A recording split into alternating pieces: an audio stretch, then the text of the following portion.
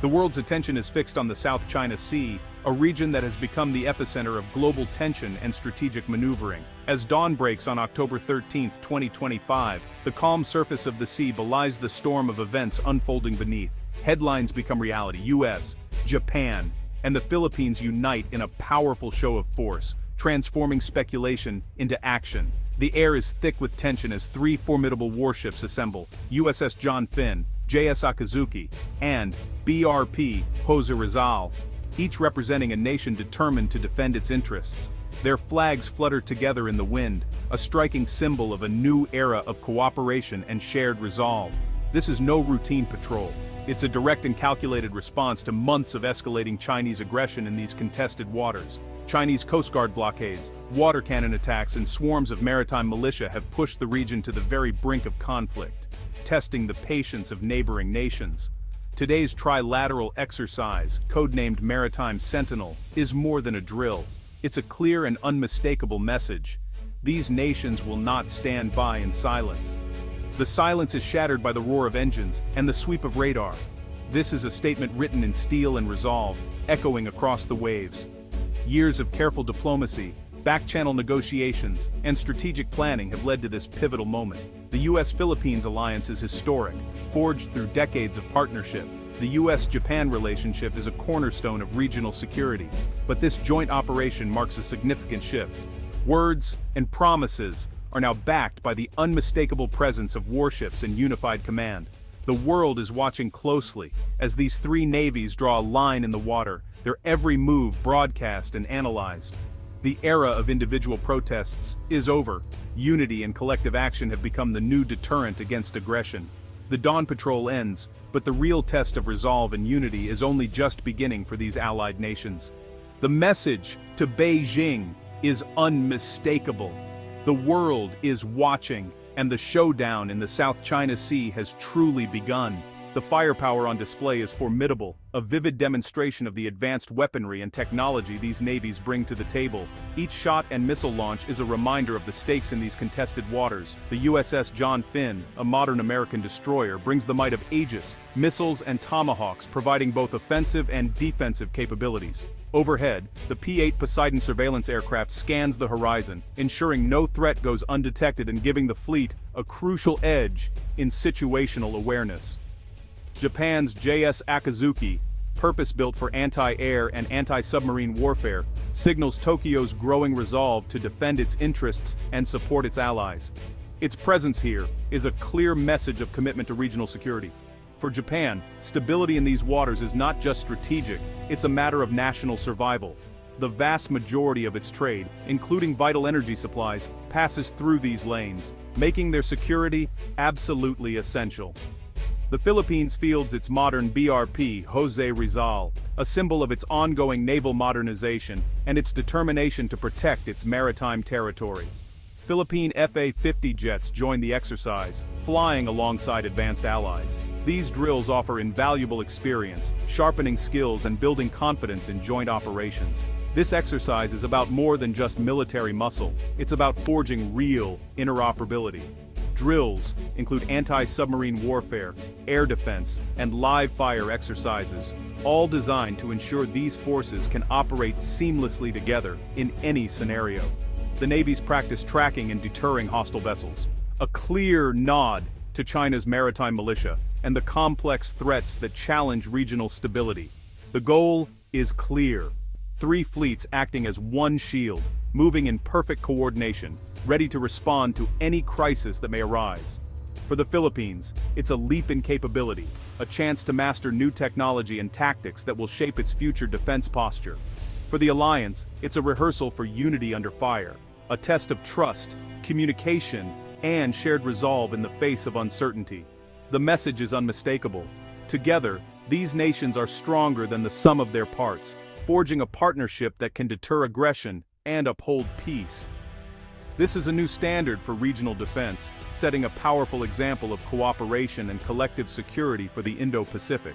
The location of these drills is no accident. They're held 100 nautical miles off Palawan, deep within the Philippines' exclusive economic zone. Under UNCLOS, these waters are legally Philippine territory for resources and economic activity.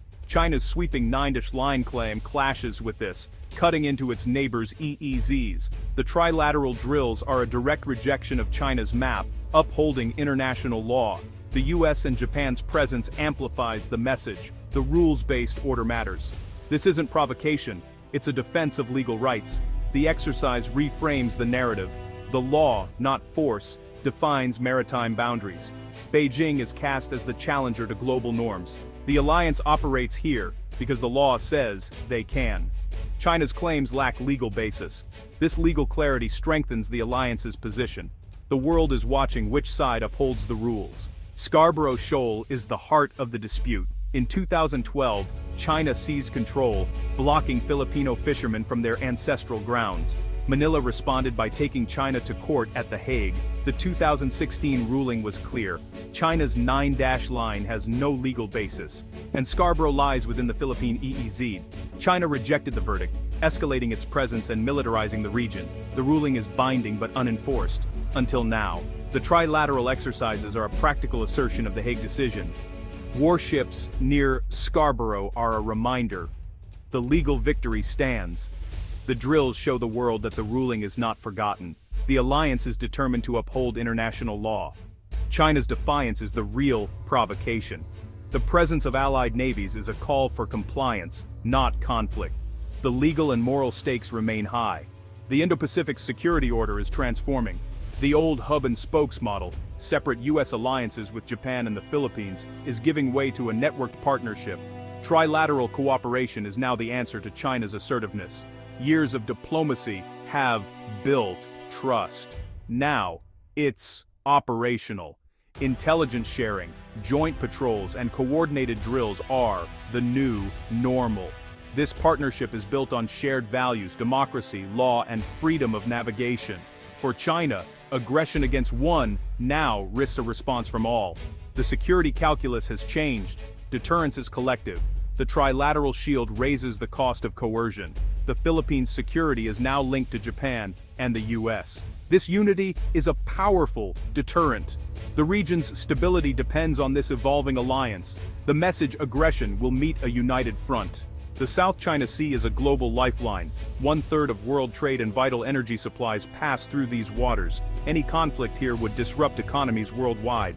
Freedom of navigation is the foundation of global commerce. China's attempts to control the sea threaten this principle and set a dangerous precedent. The trilateral drills defend not just local interests, but the global commons. US freedom of navigation operations are now joined by Japan and the Philippines.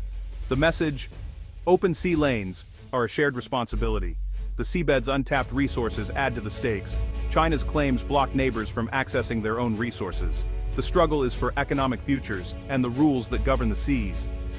The world's prosperity depends on upholding these principles. The alliance stands as guardian of the global order. China's reaction is swift and unmistakable: military shadowing of foreign vessels and sharp, uncompromising rhetoric from its top officials. The message is clear: China will not stand by quietly. Chinese warships and Coast Guard vessels closely monitor the multinational drills, maintaining a constant presence and signaling their displeasure without engaging in direct confrontation. Their maneuvers are calculated, designed to send a warning while avoiding escalation. In official statements, Beijing condemns the exercises as deliberate provocations, accusing the US and its allies of stoking the flames of a new Cold War in Asia. State media amplifies this narrative, framing China as the aggrieved party, and painting the alliance as aggressors intent on containing its rise. Economic threats soon follow. Chinese officials issue stern warnings of consequences for nations siding with the US and Japan, hinting at trade restrictions and investment slowdowns. China's leverage is undeniable. It stands as the region's top trading partner, with economic ties that run deep across Asia. Southeast Asian nations feel the mounting pressure, forced to walk a tightrope between security commitments and the prosperity that comes from trade with China. Not all ASEAN members are united. Some quietly align with Beijing, while others watch the situation with growing caution, wary of being drawn into a larger conflict. China skillfully exploits these divisions, using diplomacy and economic incentives to prevent a united regional front from forming against it. The trilateral drills strengthen one flank of the alliance, but at the same time, they expose and even deepen existing regional fractures. The diplomatic chess game intensifies, with every move scrutinized and every word weighed for its impact on the fragile balance. The alliance's unity is put to the test by China's relentless economic and political pressure, as leaders face growing challenges at home and abroad. In the end, the contest is as much about influence, alliances, and economic power as it is about ships and military might on the open sea. Beyond the warships, the conflict hits home for Filipino fishermen. Scarborough Shoal is their ancestral fishing ground, now a danger zone. Chinese Coast Guard ships harass, block, and sometimes damage their boats. Livelihoods are lost, debt and fear grow. The arrival of Allied navies brings hope for protection, but also fear of escalation. Fishermen want only to work in peace, but now risk being caught in the crossfire. National pride rises, but so does anxiety. The human cost is real. Families and communities are at stake. The sea, once a source of life, is now a battleground. Their simple wish, to fish without fear. Their plight is a stark reminder of what's truly at risk. The trilateral exercises mark a turning point, but not an end. Militarization is rising, defense budgets soar, new weapons are bought, an arms race looms, raising the risk of miscalculation. Economic fallout grows as nations are pressured to choose sides. The dream of regional integration is threatened by new fault lines. Security and prosperity are harder to balance. Sustained unity among the US, Japan, and the Philippines is essential. Deterrence must be constant, not a one-off. Warships alone can't secure peace. Diplomacy is vital. Open channels with Beijing are needed to prevent crisis. The stakes: regional stability, freedom of the seas, and the rules-based order. The world hopes these steel titans are guardians of peace, not harbingers of war. The future hangs in the balance.